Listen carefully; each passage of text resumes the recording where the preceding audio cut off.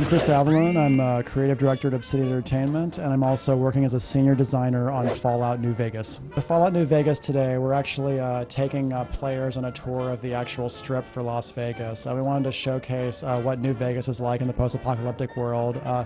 Much to people's surprise, actually, a lot of the power is still intact, a lot of the infrastructure is still intact. So a lot of the lights of Vegas and sort of the feel of Vegas that people expect in the modern day, they'll actually see in the Fallout world, with a slightly different spin in certain parts. There's certain design pillars that are always part of the Fallout games. One is that you should be able to solve every single quest, either as a combat character, as a speech character, as a thief character. We've tried to make sure we maintain that for all the quest structures in Fallout New Vegas.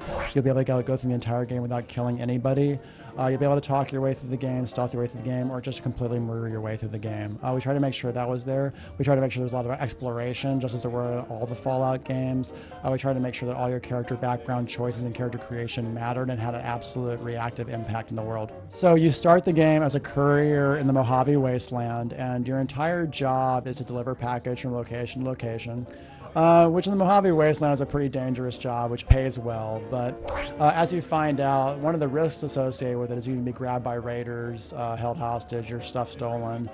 Or in your character's case, you have 2 bullets put in your head and the package you were carrying is stolen from you.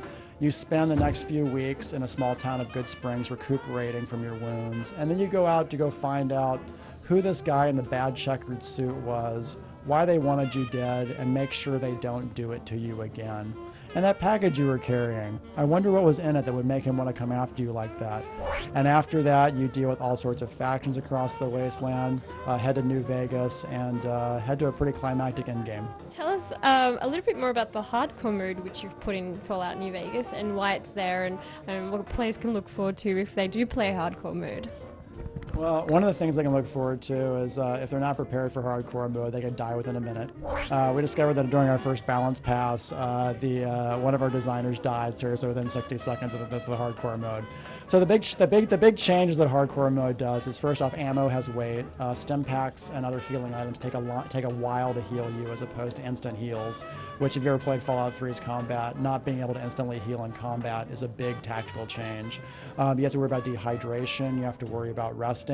There's a whole lot more things you have to worry about in hardcore mode, but you know what? If you get all the way to the end, you get your special achievement, special trophy, and you can just brag to all your friends. So some of the big differences for the Mojave Wasteland is because nuclear warheads did not hit the Mojave like they did with Washington, D.C., a lot of structures are still intact, and a lot of infrastructure is still intact in certain areas. Most of the damage that occurred took place because of humans just rioting, looting, and that's why New Vegas is still in relatively intact shape. There's much more of an Old West frontier kind of feel as opposed to Washington, D.C.